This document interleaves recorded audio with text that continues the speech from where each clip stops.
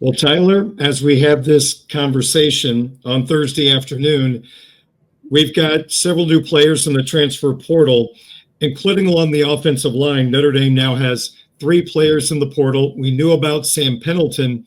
New on Thursday is Pat Coogan and Rocco Spindler, two key parts to the Fighting Irish offensive line in the postseason. What do these departures tell you about the depth of the offensive line in 2025? That there's a lot of it. And obviously, Notre Dame is not very worried about losing two very veteran guys, as you mentioned, two guys that were very big parts of Notre Dame's college football playoff run this winter. Pat Coogan, I mentioned it on social media. He's the sentimental, emotional leader of this offensive line. You saw it in those social media videos that weren't very family friendly, but who cares about family friendly when you're trying to win big time football games? He got those guys fired up and played very well at center. And I thought Rocco Spindler played very well at right guard. Two seniors, two guys who were going to be fifth-year players. I thought maybe Notre Dame might keep at least one of them just to have a very veteran presence. But again, it goes back to your question. It means that Notre Dame feels very good about the likes of Billy Strouth. Maybe you're going to move Anthony Knapp to the interior. You've got some guys in Joe Otting, Chris Tarrick, some younger guys who probably feel like they can play football at Notre Dame just the way that Rocco Spindler and Pat Coogan did. And that's the direction ultimately that Notre Dame's going. Billy Strouth is going to be slotted in as a starter. They think very highly of him. So it's really about figuring out one other guard spot. And I think you're going to do that probably by moving Anthony Knapp to the interior. He looks like a guard to me. He started 15 games at left tackle. If he can do that, he could probably start 15 games at right guard, left guard, whatever it is. And then it is worth mentioning as well on the note of Pat Coogan leaving.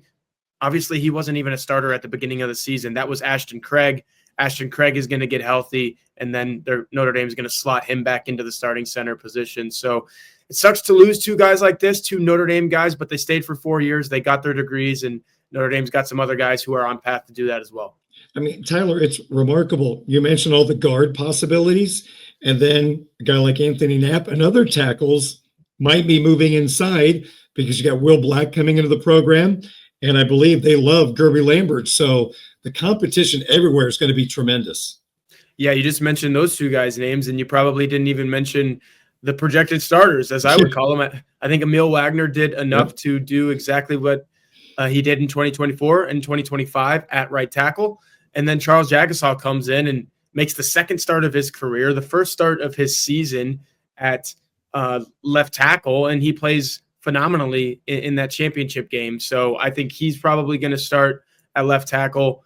Wagner has the upper hand to start at right tackle, but then you just mentioned those other guys. I think Will Black is going to be phenomenal. Gerby Lambert is a guy that people were saying, hey, maybe you replace Anthony Knapp at some point this season. I think Knapp eventually played well enough to kind of quiet the people who were saying that. But again, yeah, inside, outside, ton of depth for Notre Dame at the offensive line. Even with, and we forgot to mention this along the transfer portal lines, Sam Pendleton kind of kicked all of this off with his announcement that he was going into the transfer portal, or the news breaking really early on Wednesday morning. So a couple of days after the national championship, maybe 36 hours after the national championship. That's a guy that got phased out, though. We have to call it like it is. He started at the beginning of the season. Billy Strouth goes out, so he's got to stay in. But when Strouth comes back, Spindler played well enough to where Strouth took Pendleton's job, and Pendleton never saw it again. So he's a guy that's obviously trying to go get playing time elsewhere, but also a guy who did a lot for Notre Dame at the beginning of this 2024 season. Also, Tyler, in the transfer portal, a pair of veteran wide receivers in Deion Colsey and Jaden Thomas. It's basically the wide receiver version of what we're seeing with Spindler and Coogan, two guys who gave their all to Notre Dame, but were never really the stars at Notre Dame. Jaden Thomas catches a touchdown in that first round playoff game against Indiana. That's probably the highlight of his career. I think he had a really good touchdown against BYU a couple years ago as well, but few and far between those highlights, Darren. And the same thing goes for Deion Colsey. Had a really nice touchdown catch at USC his sophomore season, maybe. It was a couple of years ago, the Drew Pines season. Yeah, I believe that was his sophomore season.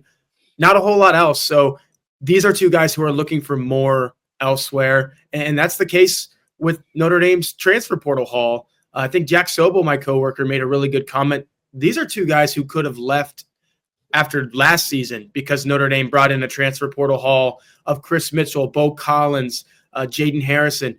Now it's Will Pauling of Wisconsin, Malachi Fields, these guys coming in. And I think the writing is on the wall with Deion Colsey and Jaden Thomas. They said, hey, it's a similar thing, again, to the offensive linemen. They have their degrees.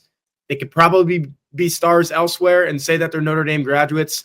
That's what you get this time of year in this era of college football, is guys saying, hey, I've done all I can do here. Let's go see if I can do a little more somewhere else. All right. The transfer portal changing by the moment. Get the latest at blueandgold.com. Tyler, Al Golden is going to become the defensive coordinator of the Cincinnati Bengals. Just reflect on the impact of Al Golden on this Irish program the last 3 years. Just tremendous, phenomenal, especially the last 2 years. You look at what Notre Dame did defensively, up near the top in all the major metrics. Obviously, scoring is always going to be the most important of those. I believe Notre Dame was number 4 scoring defense in the country by the end of the national championship game. Definitely top 5 in passing defense. This guy's just a mastermind, a wizard. And I think Marcus Freeman nailed it when he hired him. I guess it was 3 years ago now, in the winter of 2022, when Golden is fresh off of coaching the Super Bowl with the Cincinnati Bengals as the linebackers coach. And Freeman said, hey, this guy's been a head coach before. I have not. We need that on our staff. And I think it paid dividends, not just the stats that I was saying with Notre Dame's defense the last couple of seasons, but you have to, if you could have been a fly on the wall in some of these coaches' meetings, I guarantee you Al Golden was a huge part of them. And Marcus Freeman was learning from him. I know Marcus Freeman's at the top of the food chain here in South Bend at Notre Dame, but he deferred to Al Golden on a lot of things. That is no secret. He's been open about that. But I think Marcus Freeman has gotten himself to a point where he's been a head coach for 3 years now. Al Golden helped him along with that.